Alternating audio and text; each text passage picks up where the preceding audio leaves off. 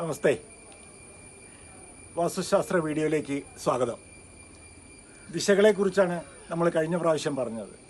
അപ്പോൾ ദിശകളെക്കുറിച്ച് പറയുമ്പോൾ തെക്ക് പ്രധാനമായിട്ടും സംശയമുള്ള ഒരു ദിക്ക് തെക്ക് വശമാണ്.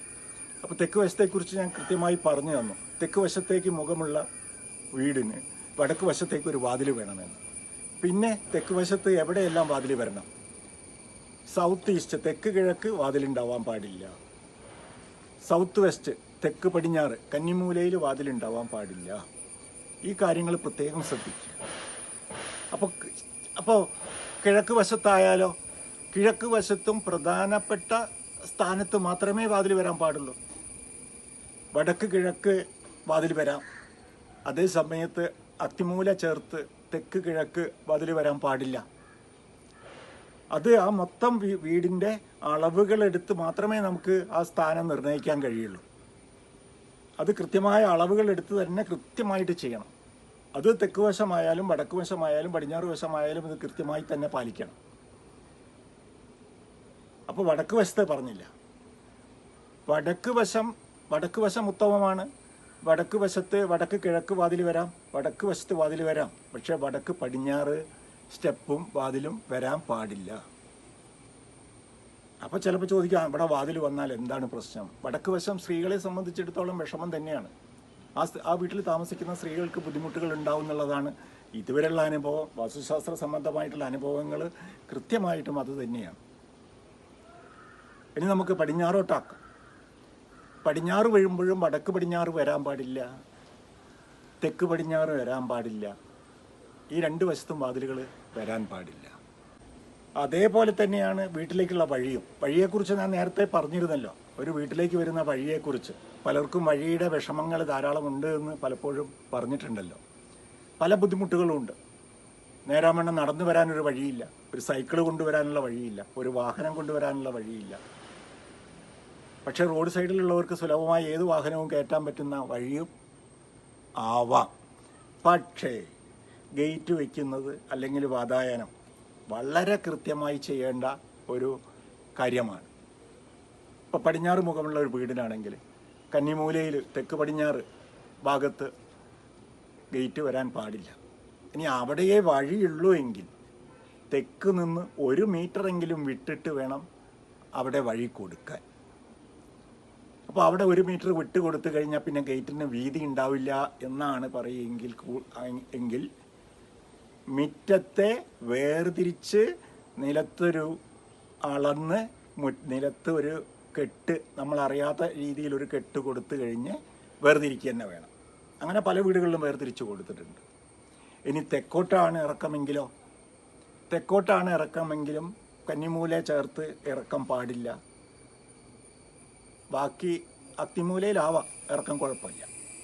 അതേസമയത്ത് തെക്ക് ബാക്കിയുള്ള സ്ഥലങ്ങളിൽ എവിടെയുമാകാം.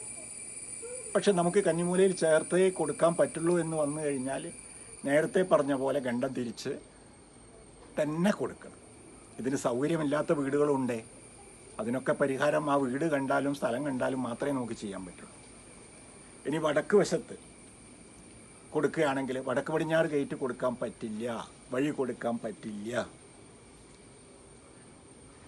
ബാക്കിയുള്ള ഏത് ഭാഗത്ത് വേണമെങ്കിലും വടക്ക് വശത്ത് വഴി കൊടുക്കാം. അപ്പോൾ വടക്ക് പടിഞ്ഞാറ് മൂലയിലെ വഴി കിട്ടുന്നുള്ളൂ എങ്കിൽ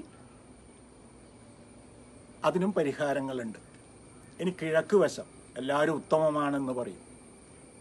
ഇപ്പോൾ വാതിൽ ഞാൻ നേരത്തെ പറഞ്ഞ പോലെ കിഴക്ക് വശം എവിടെ വേണമെങ്കിലും വാതിൽ കൊടുക്കാമെന്ന് പറയരുത്. പല തറവാടുകളുടെയും ക്ഷയത്തിന് കാരണം പൂമുഖത്തുള്ള വാതിലുകളാണെന്നുള്ളത് പ്രധാനപ്പെട്ട ഒരു കാര്യം ഞാൻ സൂചിപ്പിക്കുകയാണ്.